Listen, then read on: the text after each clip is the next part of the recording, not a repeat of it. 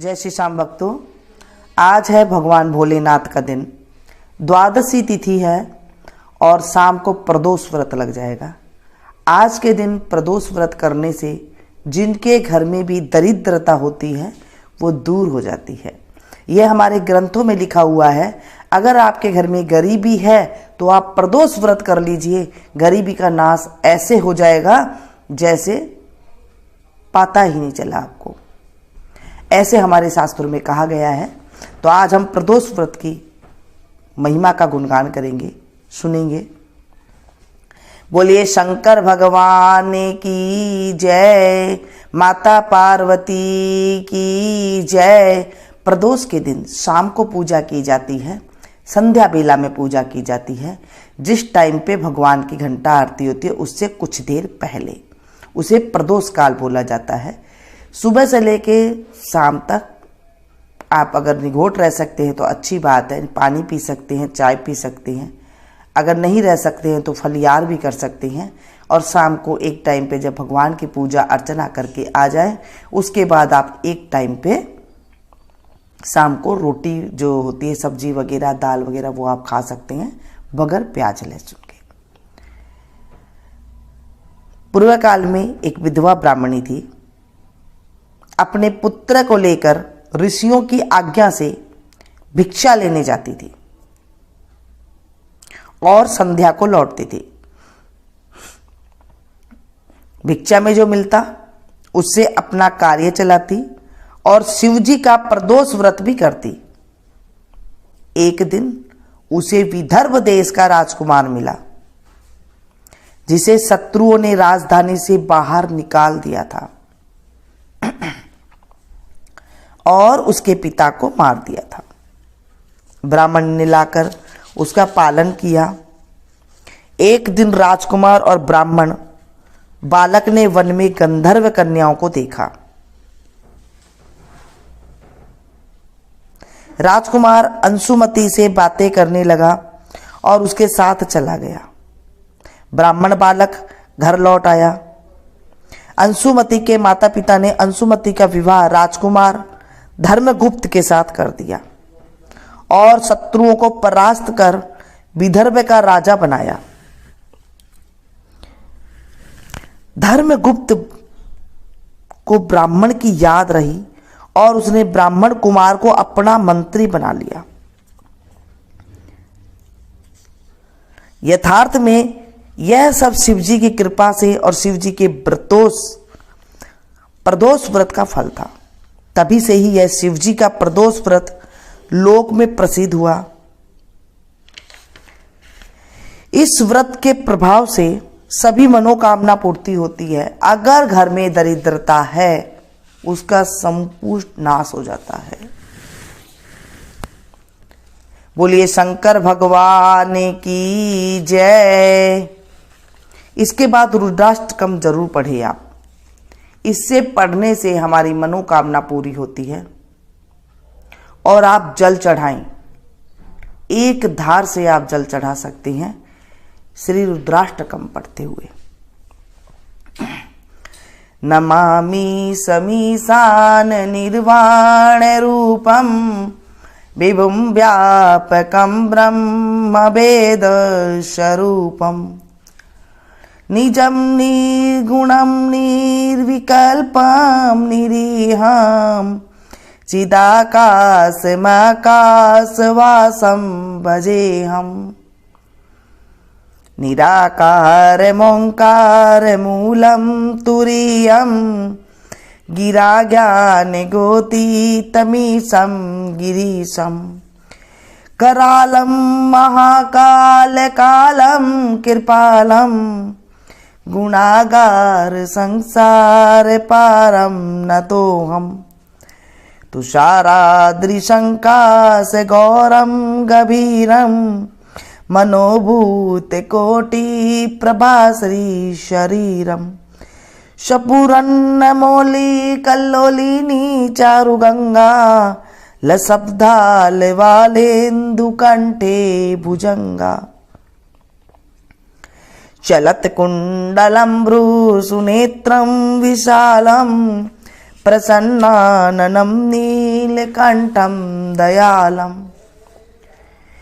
मृगाधीश चरमांबरम मुंडमालम प्रियं शंकरं सर्वनाथं भजामि प्रचंडं प्रगिष्टं प्रगलं परेशम् अखंडम् अजं भानुकोटि प्रकाशम् त्रयशूलनिर्मूलनं शूलपाणिं भजेऽहं भवानी पतिं भावग्यामम्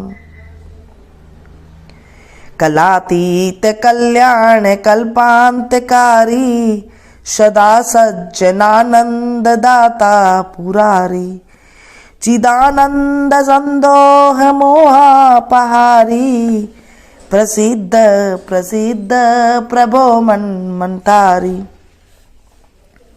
न यावद उमानाथ पादरविंदम भजन्ति है लोके परे वानराणम् न तावत सुखम शांति संतापनाशम प्रसिद्ध प्रभो सर्वभूतादिवासम न जानामि योगम जपम नेव पूजाम न तो हम सदा सर्वदा संभुतुभ्यम जरा जन्म दुखो गतातप्यमानम प्रभो पाह्यापन्नमामि शंभो प्रभो पाह्यापन्नमामि शंभो द्राष्टकमिंदपोक्तं विप्रणिहर्तोषे ये पठन्ति नरा भक्त्या तेषां शंभु प्रसिद्धति सांब सदा शिवाय नमः। बोले शंकर भगवान की जय। इसके बाद आप आरती कर सकती हैं। आरती बिल्कुल पौराणिक आरती में आप लोग के साथ शेयर। कर्पूर गौरम करुणावतारम संसार सारम भुजगेन्द्रहारम सदा वसंतम हृदयारविंदे भवम भवानी सहितं नमामि। शीश गंग अर्धंग पार्वती सदा विराजत कैलासी नंदियो भृंगी नृत्य करत है गुण भक्तन शिव के दासी। शीतल मंद सुगंध पवन जहाँ बैठी हैं शिव अविनाशी करत गान गांधर्व सप्त सुर राग रागनी अति गासी। यक्ष रक्ष भैरव जहाँ डोलत बोलत है बन के वासी कोयल शब्द सुनावत सुंदर भ्रमर करत है गुंजासी। कल्प दूमि अरु पार जाति तरु लाग रहे हैं लक्षासी कामधेनु कोटिक जहाँ डोलत करत फिरत है वीक्षासी। सूर्यकांत सम पर्वत शोभित चंद्रकांत भव के वासी छो तुरि तुरि तो फलत चढ़त है पुष्प चढ़त है बरसासी। देव मुनि जन की भीड़ पड़त है निगम रहत जो नित गासी। ब्रह्मा विष्णु जी को ध्यान धरत है बाबा शंकर जी को ध्यान धरत है कछु शिव हमको फरमासी। रिद्ध सिद्धि के दाता शंकर सदा आनंदित सुख राशि जिनको सुमिरन सेवा करता बोले जिनको सुमिरन पूजा करता छूट जाए यम की फांसी। त्रिशूल धर जी को ध्यान निरंतर मना लगाई कर जोगासी। दूर करो विपदा शिव तन की कष्ट हरो व्याधा मोरे मन की जन्म जन्म शिव पद पासी। कैलासी काशी के वासी बाबा अविनाशी मेरो सुध लीजो सेवक जान सदा चरणन को पायक जान हरि दर्शन को अपनो ज्ञान कृपा कीजो। आप तो प्रभु जी सदा सयानी बाबा अवगुण मेरो सब ढकियो सब अपराध क्षमा कर शंकर मेरो अपराध माफ कर बोले बाबा। किंकर की विनती सुनियो अभय ज्ञान दी जो हरिमो को सकल सृष्टि के हितकारी। श्री भोलेनाथ बाबा भक्त निरंजन भूतनाथ बाबा भक्त निरंजन अलखनाथ बाबा भक्त निरंजन भवभंजन बाबा शुभकारी। काल हरो हरि कष्ट हरो हरि दुख हरो दारिद्र हरो नमामि शंकर भवानी, बोले बाबा हर हर शंकर आप शरणम। सेवा पूजा बंदगी सभी तुम्हारे हाथ, मैं तो कुछ जानू नहीं तुम जानो रघुनाथ। सिंह चढ़े दुर्गा मिले, गरुड़ चढ़े भगवान, बैल चढ़े शिव जी मिले तो पूर्ण होए सब काम। सदा भवानी दायनी सन्मुख रहत गणेश, पांच देव रक्षा करे ब्रह्मा विष्णु महेश। बोले सांब सदा शिवाय नमः। शंकर भगवान की जय, देवादिदेव महादेव की जय, माता पार्वती की जय। कथा को जब पढ़ते हैं हाथ में थोड़े से चावल के दाने ले सकते हैं, उसके बाद आप कथा का स्मरण करें और बाद में शंकर जी को चढ़ा के आ जाए। ऐसे होता है घर में अगर आप पूजा करते हैं तो कथा में जो चावल लिए हैं आपने वो सूर्य भगवान को अर्घ दे सकते हैं और उसके बाद भगवान की परिक्रमा करके आप व्रत शुरू कर सकते हैं। शाम के टाइम पे आप जल ले जा करके उसमें आप भगवान को चंदन चढ़ाएं, रोली नहीं चढ़ती है भगवान को, चंदन चढ़ाए, जनेऊ चढ़ाएं, कमलगट्टे चढ़ाएं और इस तरह से आप पूजा करें जो भी आप विधि विधान के साथ करते हैं। पंचामृत जरूर चढ़ाएं, या हो सके तो अगर आपके पास कुछ भी नहीं है, नहीं टाइम मिलता है कई बार, तो सीधा आप जल भी चढ़ा सकते हैं। नहीं तो आप घर में रहकर भी कहीं नहीं जा सकते हैं मंदिर में, तो आप घर में रहकर भी सिर्फ संकल्प सुबह करके और कथा सुन के भी आप ये सुन के और उसके बाद आप व्रत रख सकते हैं। क्योंकि हर जगह पर मंदिर भी नहीं होते हैं, हर जगह घर में शिवलिंग भी नहीं होता है, तो आप मनसा पूजा कर सकते हैं। मनसा पूजा ज़्यादा अच्छी होती है, ज़्यादा जल्दी भगवान के पास पहुंचती है। मन से आप पूजा करें और शाम के टाइम पे एक टाइम भोजन करें। बना सकते हैं तो खीर अवश्य बनाएं ये प्रदोष वाले दिन, क्योंकि द्वादशी भी पड़ती है तो उस दिन खीर बनाना बहुत शुभ माना जाता है।